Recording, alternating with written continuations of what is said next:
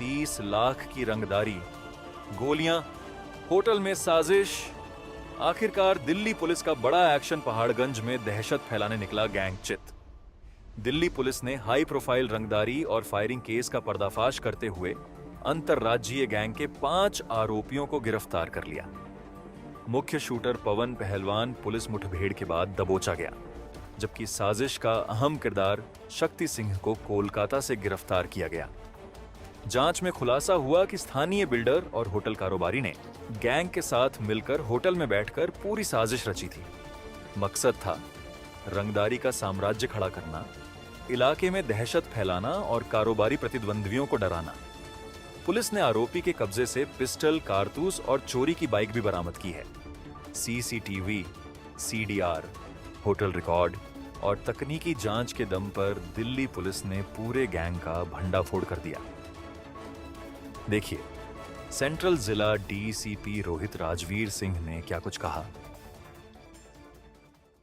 आज मैं एक केस के बारे में आपको ब्रीफ करने वाला हूँ, जिस केस की वजह से हमारे पहाड़गंज मार्केट में काफ़ी दहशत फैली हुई थी। 29 जून को एक हमारे यहाँ इंसिडेंट हुआ जहाँ पे एक हमारे जाने माने बिल्डर हैं श्री महेश चंद, उनके दुकान पे जहाँ पे वो बैठते हैं फर्स्ट फ्लोर पे मेन पहाड़गंज मार्केट में आर्य नगर में, वहाँ पे एक शख्स आया और उनसे 30 लाख की फिरौती मांगी। ये उसने कहा कि 30 लाख की फिरौती मुझे चाहिए, जिसमें से 5 लाख मुझे अपफ्रंट अभी के अभी चाहिए। उन्होंने अपनी इनएबिलिटी दिखाई कि मैं एकदम इतना पैसा नहीं दे सकता, तो उनके ऊपर फायर किया। उनका सौभाग्य था कि वो फायर उनको लगा नहीं, जस्ट उनसे 2 इंच दूर उनकी दीवार पे लगा और उनको उसने फिर धमकी दी कि मेरे और भी साथी इलाके में हैं, तो जो मैं फिरौती मांग रहा हूँ ये मुझे चाहिए, मैं दोबारा फिर से आऊँगा। और ये कहते हुए नीचे निकला और दोबारा एक वार्निंग शॉट उसने फायर किया। ऐसा इंसिडेंट हमारे मार्केट्स में रीसेंट टाइम्स में कभी हुआ नहीं था। बहुत पीसफुली जो मार्केट वेलफेयर है, लोकल काउंसलर्स हैं, सब मिलके अच्छे से चलाते थे। तो इस इंसिडेंट की वजह से एकदम बहुत पैनिक उस मार्केट में फैल गया। तो हमारा ये उद्देश्य था कि तुरंत इस पर कार्रवाई की जाए, रेलेवेंट सेक्शन में एफआईआर दर्ज की जाए, जो अक्यूज्ड है उसका पता लगाया जाए। इसी मुहिम में जब हमने पर्चा दर्ज किया और उसके बाद हम वेरियस इंटेलिजेंस सोर्सेज को एक्टिवेट करने लगे, हमने टेकेंट पे काम किया, ह्यूमिट पे काम किया, तो धीरे धीरे हमें पता लगने लगा कि जो ये वारदात है इतनी सिंपलिस्टिक नहीं है।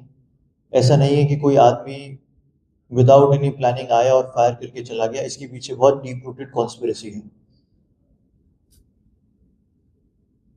खैर, एक तरफ हम उस पर काम कर रहे थे कॉन्स्पिरेसी खोलने में, बट दूसरी तरफ जो ये हमारा अक्यूज्ड है, जिसकी आइडेंटिटी बाद में पवन पहलवान के नाम से खुली, जो 23 साल का एक व्यक्ति है, परनाला बहादुरगढ़ का रहने वाला, ये व्यक्ति लगातार अरेस्ट इवेट कर रहा था और इंस्टाग्राम के थ्रू हमारे कंप्लेनेंट को डायरेक्ट थ्रेट कर रहा था वारदात के बाद। इस तरह की बातें बोल के इस बार बच गया, अगली बार बताता हूँ। लॉ एनफोर्समेंट एजेंसीज को ओपनली चैलेंज कर रहा था, डिफरेंट लोकेशंस बदल के कंप्लेनेंट को इतनी दहशत में ला रहा था और इस तरह से प्रूव करना चाह रहा था कि मैंने खुलेआम मार्केट में फायरिंग की है, तो अब मेरा नाम बहुत बढ़ गया है, तो अब मैं कुछ भी कर सकता हूँ। इस तरीके से उसने अपने आप को पोर्ट्रे करने की कोशिश की। उसका इंस्टाग्राम हैंडल है, वो काफ़ी पब्लिक है, आप देख भी सकते हैं। उसके अंदर उसने काफ़ी अभद्र भाषा का इस्तेमाल किया, कंप्लेनेंट के लिए भी, अपने आप को बढ़ाने के लिए भी, लॉ इन्फोर्समेंट एजेंसीज के लिए भी। और उसके अलावा जो एक न्यूज़ 30th को छपी थी इस इंसिडेंट के बारे में, 29 को इंसिडेंट हुआ, 30th को एक न्यूज़ छपी कि ऐसा अटेम्प्ट टू मर्डर का एक केस हुआ है जिसमें उसने फायरिंग की है।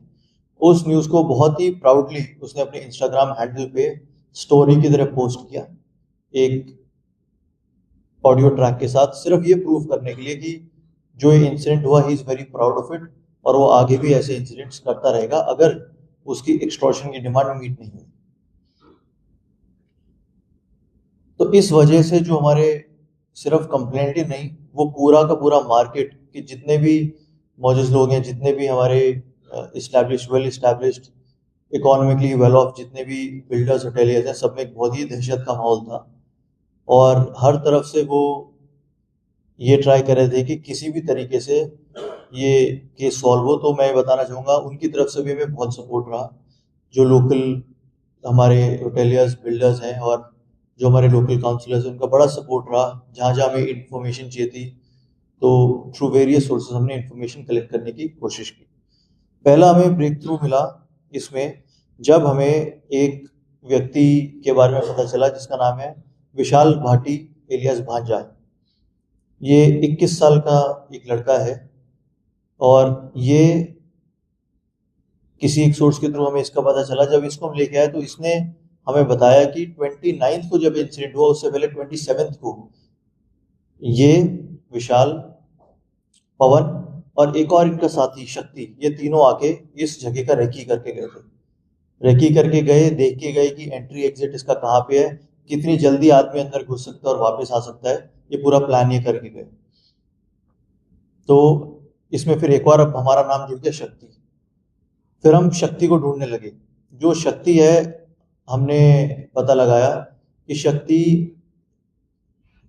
Police station Ecotech 1 Gautam Buddha Nagar UP का बीसी है, जिसपे 13 मुकदमे दिल्ली के हैं और यूपी के अलग अलग मुकदमे हैं। ये इसका हमें पता चला ये one of the main criminal conspirator हमारे सामने आया और वे इसको ट्रेस करने लगे। और एक टीम ने काफी मशक्कत के बाद इसको वेस्ट बंगाल कोलकाता से इसको एप्रहेंड किया। वहां पे इसको अरेस्ट किया गया, इसको लाया गया। ये सब कल की बात है सिर्फ। कल जब इसको लाए, इसको इंटेरोगेट भी किया और पैरेलली एक और लाइन चल रही थी, तो हमें पता चला कि दो और लोग, एक पवन चेटली जो एक बिल्डर कम होटेलियर है और सोनू मोटा जो एक होटेलियर है, ये दोनों जो वहीं पहाड़गंज नबी करीम के रहने वाले हैं,